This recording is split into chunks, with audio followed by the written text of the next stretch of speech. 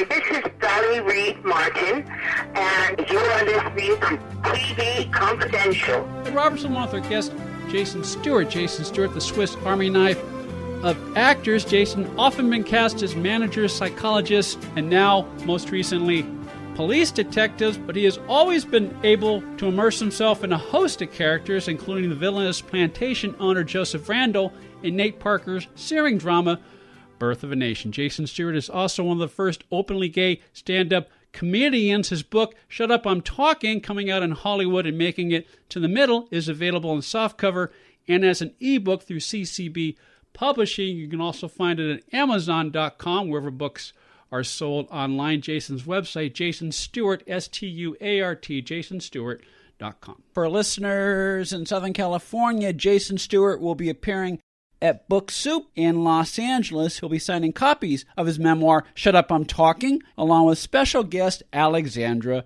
Paul. Alexandra Paul wrote the foreword to Shut Up, I'm Talking. Jason will also be appearing at the Comedy Central stage Sit and Spin at the Hudson Theatre on Santa Monica Boulevard in Hollywood, beginning at 8 p.m. A little further out, he will be appearing at the Quad's Video Bar in Palm Springs on Tuesday, October 22nd. For more information on these and other upcoming events on Jason's calendar, go to jasonstewart.com and click the appearances page. Let me ask you this. I know the last 10 years or so you've been focusing a lot on your acting career, your film career, but when you would develop material for your stand-up act, how would you go about doing that? Would you record stuff into a recorder and transcribe it? What was your process? I stopped writing things down into the second year of my 36-year career as a stand-up. So I don't write anything out. What I do is I have a list of bullet points, things that happen. Like you and I will be talking and I'll tell this story and I'll say, this happened today. And then that's the way I'll do it. And then I'll just start doing it in my act. And then I'll develop it on stage. So I'll bring in a new 1 or 2 or 3 new bits. If I'm going to the Ave Casino on Friday to headline there. So I'll do literally 2 or 3, new things that I'll bring in to it. And I'll drop them within the show. Or if I'm working in town and I'm doing a showcase spot, I'll add one thing that's new into it. And that's the way I do it. Sometimes if it's a workout room, I'll do all new stuff. And then I'll do something old at the end that I know that's going to kill. And I also love my comedy. I'm a nightclub comic. I'm not a performance artist. I'm not a storyteller. That's the new things now. I'm just somebody who's funny, who talks about what happened and what's going on in the room. So my show is basically what's happening in the moment also. And I'm very much in the tradition of Don Rickles or Joan Rivers in that sense that I am quick and I love to play with the audience. People call it insult comic or crowd work. I don't call it that because I don't think that's what it is. I think it's about being in the moment and using the audience as your partner and making the show just for them. Yeah, and that draws on your skill and your background in improvisation because no two audiences are the same and no two reactions to any joke or any set or any particular bit in your set will ever be the same. And so not at all. It's a new show every night in every sense of the word. Yeah, very much so. I mean, there's a set online now on my website that is just from a show that I did for some girls. There were literally 5 beautiful girls on before, all thin with great bodies and all funny. And I thought, oh my God, what am I doing on this show? And because I was the oldest comic with the most credits, they put me on at the end. I thought, oh God, why am I going to follow these young, beautiful girls? They're all, under 35, all gorgeous. What is this audience going to want to do with me? And I went on and had one of the best sets I'd had all year. And it's so much fun. And it's because I was in the moment, and I dealt with what was happening in the room. There was one girl talking about how she wanted to find a guy, and he had to have a washer and dryer in his apartment. And I just talked about that. And she wore this outfit. She didn't have any pants on. And I thought, you don't even have any pants. I wouldn't even let you. If you were my kid, I wouldn't let you leave the house. Yeah. So I also bring my age into it. There are clubs now in Los Angeles that don't want to hire me anymore because of my age. Yeah. Because I'm not on a TV series or I'm not young. So if you're not on a comedy series or you're not young, they're not that interested in working you, especially if you're not straight. The comedy clubs still are the same. You'll see one woman on the bill and mostly all men, and very rarely will you see a gay person who's out, once in a while. And there's a certain old school mentality that straight men are funnier. And if the girl is, and now it seems like, and I don't want to be, negative, but a lot of the people are very good looking now in comedy. And that used to be our job, that I'm unattractive. But, there was a quirkiness to the people. Now there's no more quirkiness. Now people are just good looking people who want to be funny. And, of course, the industry is always more interested in good looking people, especially young good looking people. So you sort of lose your spot in the line of that in aging. It's an interesting conundrum of sorts. Do you think that's an offshoot of the reality TV era, the last 15, 20 years? Very much so. I think it really influenced reality TV, the idea that you could go on YouTube and do your own thing. A lot of people don't have beginning or endings of jokes. They just tell stories, and it just sort of peters off, and there's no jokes to it. And not that is bad, because it's just a different style of comedy. Yeah. But it's not the comedy that I am interested in terms of performing. If you want to catch up on Jason's latest performances, where he will be bringing his act, go to jasonstuart.com, S-T-U-A-R-T, jasonstuart.com. Jason's... Click on shows. And click on shows. What movies and TVs are coming up, you just pick on news, and that'll tell you all about that. My website's pretty. You get the books. It says books/shopping. You can read the press that's going on. There's all these great interviews that I've been doing because of the book.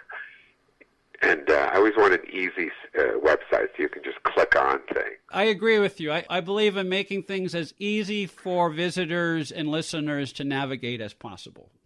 So you were able to read my book in a whole day? Yeah, I work from home, so I have a good relationship with my boss. I was able to block out the day. I love that. Jason's book, Shut Up, I'm Talking. Did I get it right? Shut up, I'm talking. Shut Up, I'm Talking. Coming out in Hollywood, making it to the middle, available in softcover and as an ebook through CCB Publishing, as well as Amazon, where books are sold online. You kind of touched on this earlier when you were talking about Birth of the Nation and the process you took to immerse yourself into that character, even though the sense of entitlement that comprised that character was foreign to you. But you immersed yourself because that is part of what you do as a character actor. I understand, having read your book, that one of the first glimpses of what it meant to immerse yourself as a character actor, I understand you first got a glimpse of that when you were in third grade. Third grade? Yeah, you had a teacher who performed stories for you. Oh, my God. Okay, Mrs. Wexler. Yes. Yes, Mrs. Wexler, and I'm assuming she's passed. Yes. She used to read, she read us Charlie and the Chocolate Factory. Mm-hmm. I'll never forget it. And she became each character with her voice and her body. And I remember thinking, oh, my God, look what you can do. You can just become something.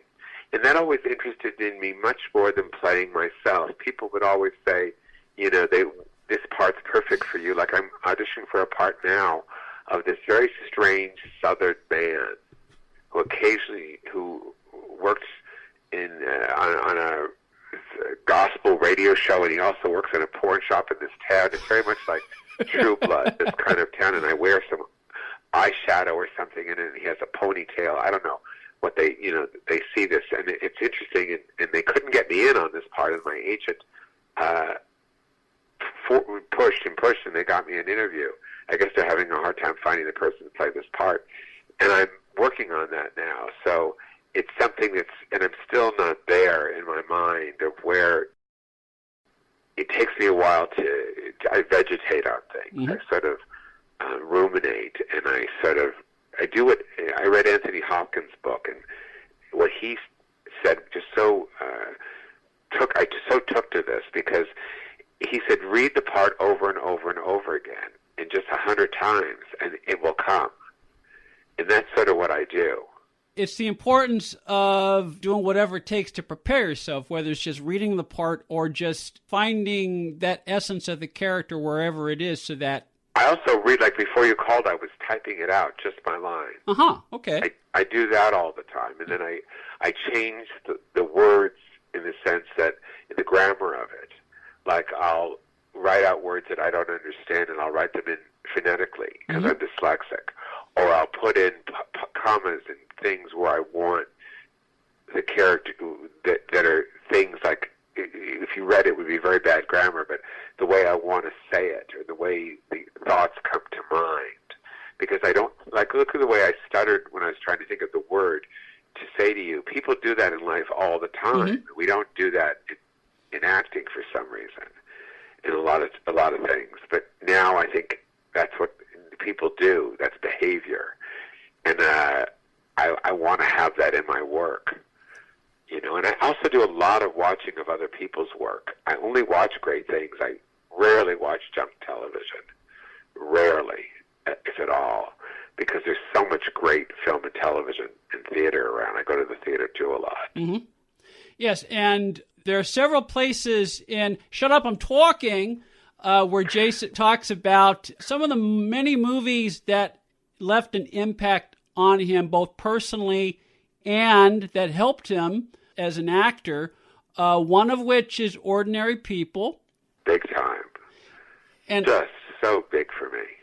And another is a movie that not a lot of people talk about as much these days, but it was one of the, in the world of movies of the week, made-for-TV movies, it was one of the landmark 90-minute movies of the week, That Certain Summer with Hal Holbrook. Oh, that movie changed my life. I mean, it just completely wrecked me.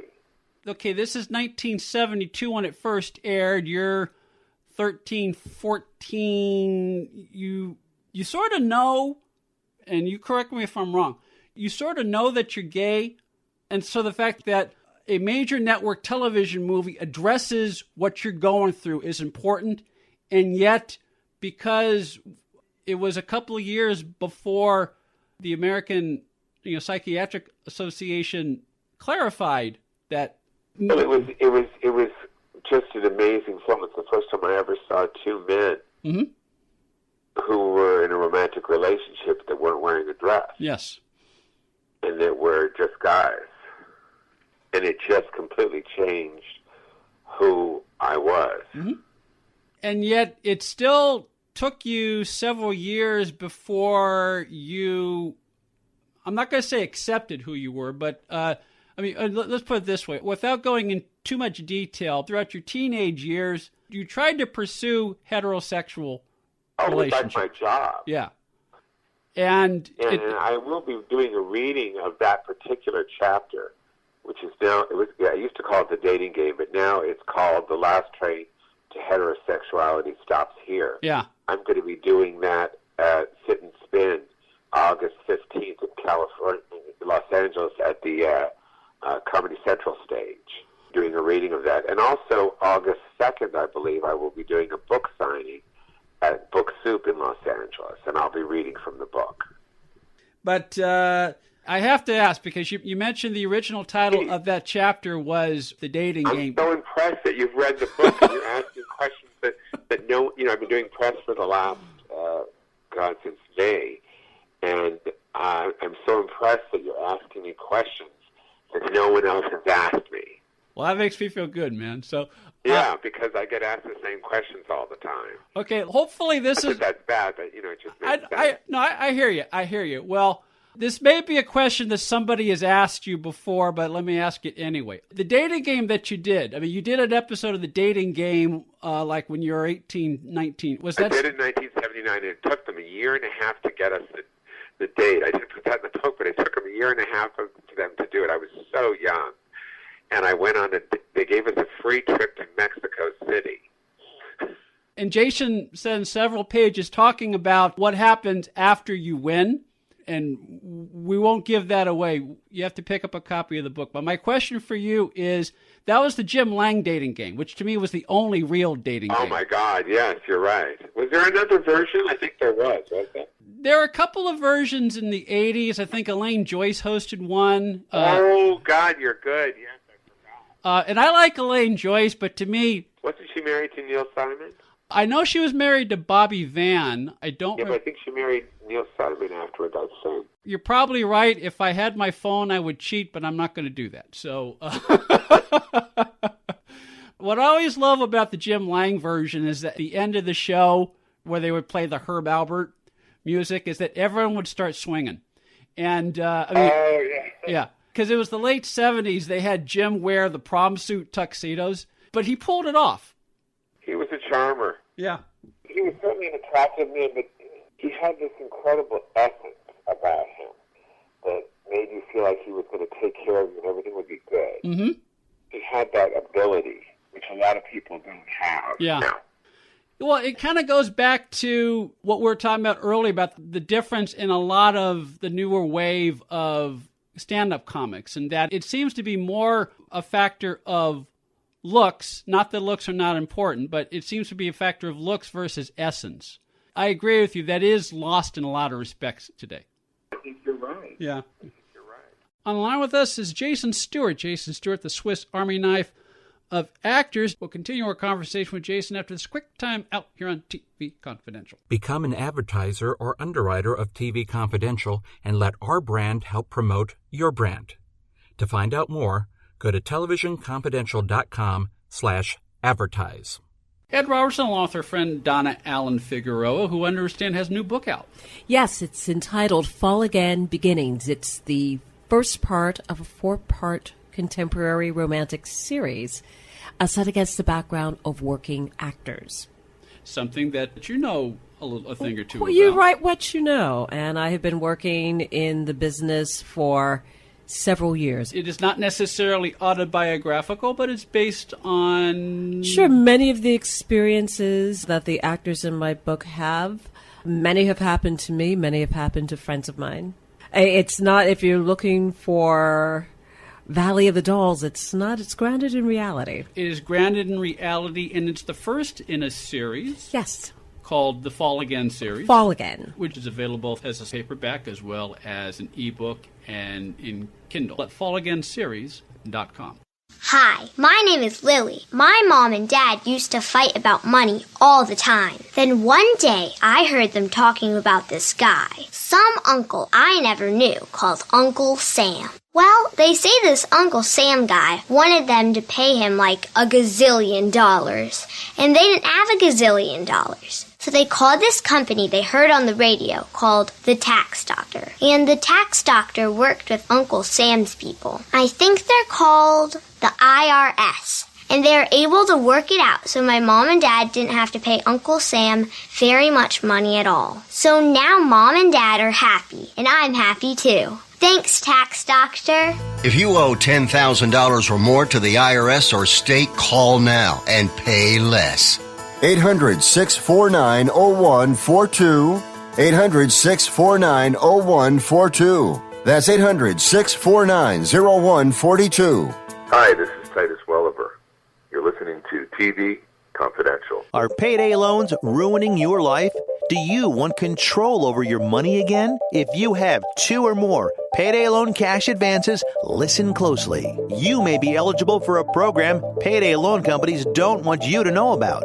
A program that may help get aggressive and unfair payday loan companies out of your bank account and get you back on track to financial freedom. Payday loan companies may trap you into paying outrageously high interest rates, and they take way too much of your hard-earned money every week. We understand their tactics and know how to keep them off your back. We'll fight hard to help you regain control of your money. If you have 2 or more payday loan cash advances, call right now for a free consultation. 800-488-5880. 800-488-5880. 800-488-5880. That's 800-488-5880. Hi, everybody. How are you? This is Julie Budd, and you're listening to TV Confidential. And Robert, with a reminder that the next edition of TV Confidential will air next week on this station at the usual time. We hope you'll join us for that. In the meantime, our guest this hour is Jason Stuart. Jason Stuart, one of the first openly gay comedians. Jason has been performing stand-up for more than 30 years, but he did not find his piece of ground as a comedian until he started doing stand-up material about being gay. Jason talks about that and more in his memoir, Shut Up, I'm Talking, coming out in Hollywood and making it to the middle. Shut Up, I'm Talking is available in softcover and as an ebook through CCB Publishing. You can also find it at Amazon.com, wherever books are sold online. Jason's website, Jason Stuart, Stuart, JasonStewart.com. For listeners in Southern California, Jason Stuart will be appearing at Book Soup in Los Angeles. He'll be signing copies of his memoir, Shut Up, I'm Talking, along with special guest Alexandra Paul. Alexandra Paul wrote the foreword to Shut Up, I'm Talking. Jason will also be appearing at the Comedy Central stage Sit and Spin at the Hudson Theatre on Santa Monica Boulevard in Hollywood, beginning at 8 p.m. A little further out, he will be appearing at the Quad's Video Bar in Palm Springs on Tuesday, October 22nd. For more information on these and other upcoming events on Jason's calendar, go to jasonstewart.com and click the appearances page. We just did a 3-part series on Merv Griffin. And, oh my God. And you talk about one of your first national TV appearances was on the Merv Griffin Show. Tell our listeners a little bit about your experience with Merv. Well, the first thing is when I went in to do the meeting, whether I was going to do the show, I just did my stand-up for the guy in the room, and that was it. It wasn't like I had to audition him, come to the club, and redo my set, and they trusted me that I had been doing stand-up. God, I'd only been doing it 3 years, but they trusted that that set would work. Mm-hmm. And I thought that was incredible. Now they try to micromanage people. I hear that all the time, that the people try to micromanage the comedians. And I never was able to get past. I did all the comedy shows on TV when I was younger during that time, and I did Star Search and all that stuff, but I was never able to get to more talk shows other than Merv Griffin because I think that whoever I was not manageable to them.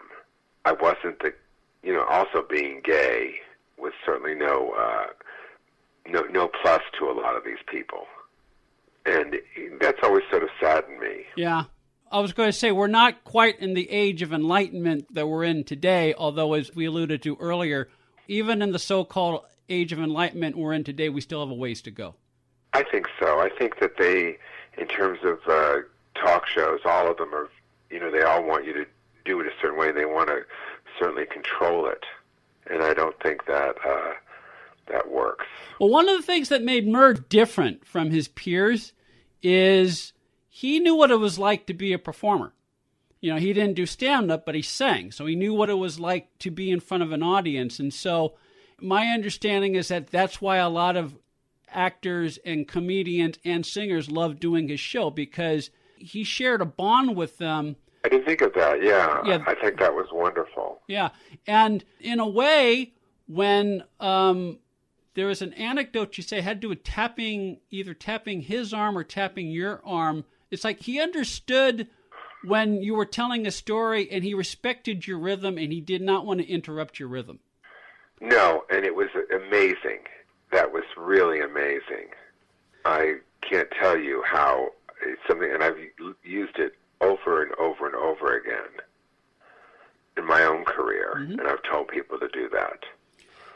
So it's really, whenever I've done something, if I'm, going over a bit or something, please don't let me do that. Yeah.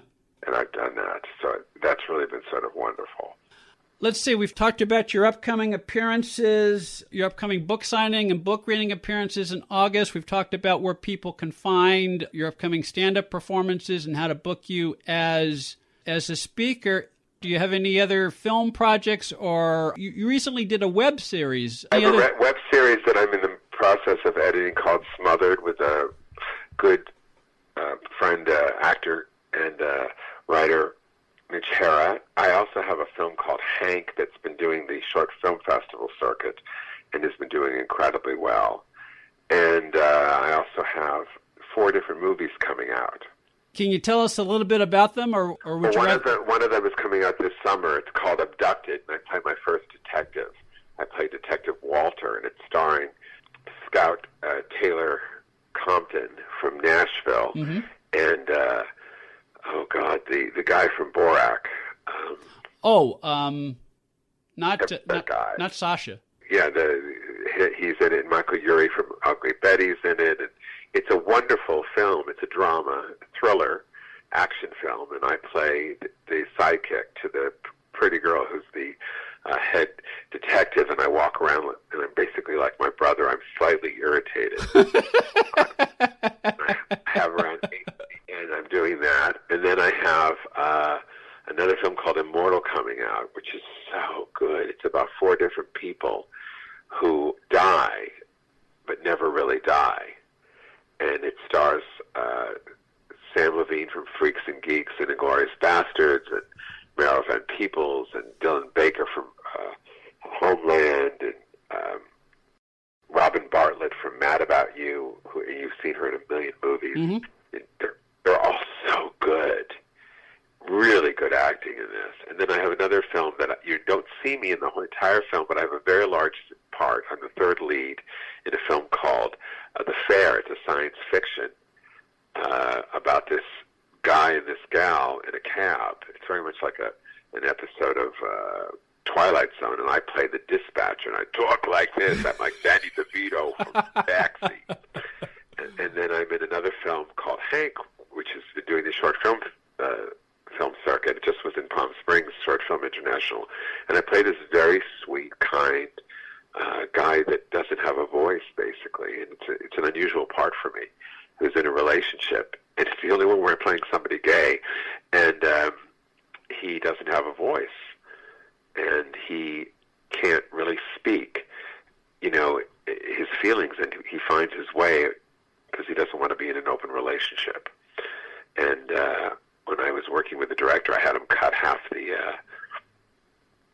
dialogue because I wanted this guy you to see it on his face more than you would see it in the dialogue. I wanted them to, and I've gotten some of the best reviews of my career on this film. This is probably a stupid question, but I just want to make sure I just want to make sure I follow you. When you say he doesn't have a voice, is he mute or is he just unable to? No, it's an emotional not having a voice. Gotcha. And just listening to the fact that you asked the director to pare down some of your dialogue, that means that whatever words you say in your scenes, they have that much more impact, or at least whatever you bring to your performance in those things, the totality of the performance adds to the impact. Right. That's a terribly inarticulate thing to say, but I hope you caught what I'm yeah. Oh, totally got it. Okay. Shut Up, I'm Talking, coming out in Hollywood and making it to the middle, is available in softcover and as an ebook through CCB Publishing. You can also find it at Amazon.com, wherever books are sold online. Jason's website, Jason Stuart, Stuart, jasonstewart.com. Well, I hope you'll visit us again later in the year when your movies come out. We've only scratched the surface of your life and career, but you're a very interesting man, and I hope we'll have a chance to chat again. I really appreciate you taking the time to interview me. Thanks so much. Jason Stuart will be appearing at Book Soup in Los Angeles. He'll be signing copies of his memoir, Shut Up, I'm Talking, along with special guest Alexandra Paul. Jason will also be appearing at the Comedy Central stage Sit and Spin at the Hudson Theatre on Santa Monica Boulevard in Hollywood, beginning at 8 p.m. A little further out, he will be appearing at the Quad's Video Bar in Palm Springs on Tuesday, October 22nd. For more information on these and other upcoming events on Jason's calendar, go to jasonstewart.com and click the appearances page. Stay with us, folks. We'll be right back. If you haven't been listening to TV Confidential, this is who you're missing. Connie Stevens, Dawn Wells, Eric Braden, Tony Camille, Danson Williams, Don Most, Troy Finnis, Peter Marshall, Sherry Alberoni, George Slaughter, Dan Castellaneta, Taylor Hicks, Lindsay Wagner, Loretta Swett, and many, many more of your favorite celebrities and people behind the scenes in the world of television. That's TV Confidential. Every week on this station, and every day online at televisionconfidential.com. Hi, this is Wayne Perret, and you're listening to TV Confidential. Production Diary. As the production dates approached, Roddenberry, having suffered from a bout of exhaustion, took a break. He left behind a memo telling Gene Coon how Stan Robertson felt the script still leaned too much toward fantasy and wanted a few of the more fantastic sequences reined in. In his haste to leave for his own shore leave, Roddenberry failed to have the memo delivered to Coon. Ed Robertson with a reminder that Mark Cushman's books on film and television include These Are the Voyages, Volumes 1, 2, and 3, an epic-length history/biography of Star Trek, the original series that goes where no film or television book has gone before, transporting the readers back in time and behind the scenes of the making of the original Star Trek, while also capturing the drama and emotions that percolated behind the scenes of all the players and personalities on the show. These Are the Voyages, Volumes 1, 2, and 3 are all available in hardcover, paperback, and as an ebook through our friends at Jacobs Brown Media Group. Volume 1 of These Are the Voyages also available as an audiobook through Jacobs Brown Media Group, Amazon.com, and wherever books are sold online. Also a reminder that Kathy Garver's website is kathygarver.com. You can follow her on Facebook, Twitter, and Instagram. Kathy Garver's latest book, Holiday Recipes for a Family Affair, is available in paperback